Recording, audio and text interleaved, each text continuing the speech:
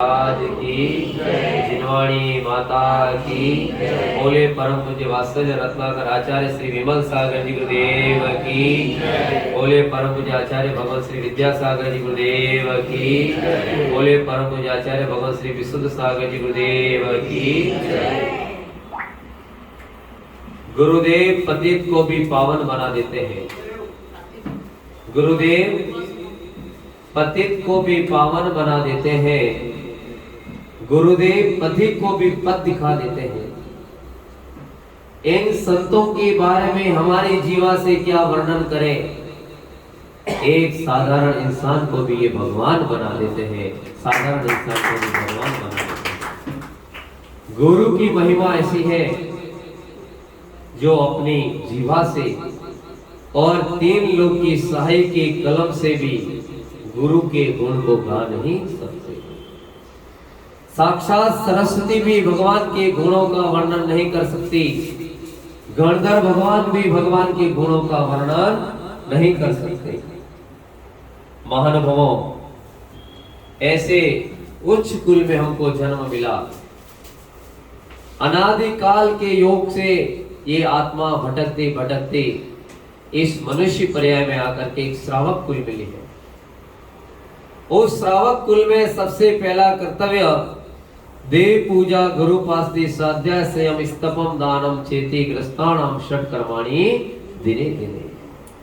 आचार्य भगवान कहते हैं कि श्रावक का पहला कर्तव्य देव पूजा है। श्रावक उठ करके अगर सबसे पहले तीन रत्नत्रय में सबसे पहला है सम्यक दर्शन। प्रतिमाओं में से पहली प्रतिमा दर्शन प्रतिमा, क्योंकि सबसे पहले दर्शन का महत्व बताया है। आज लोग प्रश्न करते हैं कि इतने बड़े बड़े जैन मंदिरों को बनाने की क्या जरूरत है, इतने बड़े बड़े पाषाण के भगवान बैठाने की क्या जरूरत है। तो तिल्लोपनंती ग्रंथ में वर्णन मिलता है कि जिनेंद्र भगवान के जिनालय बनाने से, जिनेंद्र भगवान के बिंब विराजमान करने से एक राई के दाने के बराबर और धनिये के पत्ते के बराबर भी जिनेंद्र भगवान का जो जिन बिंब बनाता है वो जीव नियम से 30 भाव के बाद कृतुंकर प्रवृत्ति का बंद कर लेता है। महानुभावों, हम सब श्रावक बन करके हमारा पहला कर्तव्य उठ करके सबसे पहले हमारे कितने भी काम बिगड़े तो बिगड़े, लेकिन हम उठ के भगवान की शरण में पहुंच जाते हैं, भगवान की पूजा अभिषेक करते हैं। और जब हमारे नगर में कई पंच कल्याणक होता है, हमारे शहर में कई पंच कल्याणक जैसे कार्यक्रम होते हैं, तो हम उसमें सम्मिलित होने के लिए अपना समय भी लगा दिया करते हैं। हमारे उदाहरण देने की जरूरत नहीं है। हम कल रात से आए हैं, तब से इस पंच कल्याणक के लिए कांसलीवाल परिवार पूरा समर्पित भावों से कि हमारे भगवान का पंच कल्याणक यही भाव है कि बहुत अच्छे से हो जाए और उसमें जो जो जीव आए वो भगवान के उस कल्याण को देख करके उनके भी कल्याण की भावना हो जाए। ये पंच कल्याण की भावना होती है। एक पाषाण को तीर्थंकर भगवान को, कंकर को शंकर का रूप दिया जाएगा। एक आत्मा से परमात्मा का मिलन किया जाएगा। एक भक्त से भगवान बनने की कला वहां सिखाई जाएगी। उसी का नाम पंच कल्याणक उत्सव है। बंधुओं, श्रावक का पहला कर्तव्य देव पूजा है।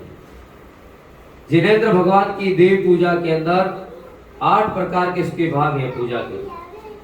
अभिषेक, शांति धारा, आह्वान, स्थापन, संधिकरण, पूजन, जय माला, शांति पाठ, आरती और विसर्जन। ये मंदिर के अंदर दैनंदिन क्रियाओं में हम भगवान के देव पूजा के अंतर्गत करते हैं।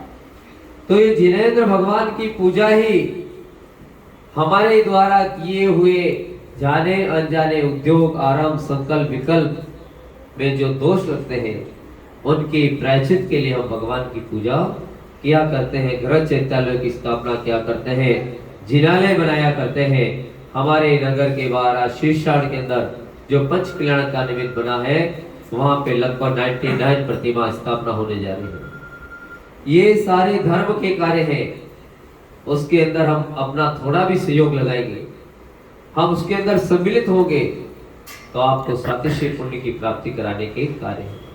शास्त्र का वचन है कि आप करोड़ों उपास करो, जब चिंतु सस्फल लखा गमन करे। जब आप घर पे चिंतन करते हैं तो आपको 100 उपवास का फल मिलता है। मात्र चिंतन करने से कि मुझे भगवान का दर्शन करना है, ऐसा आपने घर में सोच भी लिया, आपके पैर काम नहीं कर रहे, आप बीमार हैं, फिर भी आपको 100 उपवास का फल मिल जाएगा। जब आप घर से निकलेंगे, थोड़ा चलेंगे, तो आपको सहज फल यानी 1000 उपवास का फल रास्ते पे चलने पे मिल जाएगा। और जब भगवान के मंदिर की देहरी पे आप पहुंच गए और साक्षात प्रभु की दृष्टि को आप निहार लिया, तो आपको करोड़ों उपवास का फल मिल जाता है। जब चिंतु सस्फल लखा गमन करे, जब जिनवर दर से कोड़ा कोड़ी फल मिले। जब जिनवर भगवान का आप दर्शन करते हैं तो आपको करोड़ों उपवास का फल प्राप्त हो जाता है। आज हम धर्म की चर्चा में श्रावक के 6 कर्तव्य को समझ रहे हैं। पहला कर्तव्य देव पूजा, दूसरा गुरुपास्ति, तीसरा स्वाध्याय, संयम, तप और दान। ये हम श्रावकों के 6 प्रमुख कर्तव्य बताए गए हैं। उसके साथ हम श्रावक हैं, श्रद्धावान, विवेकवान, क्रियावान।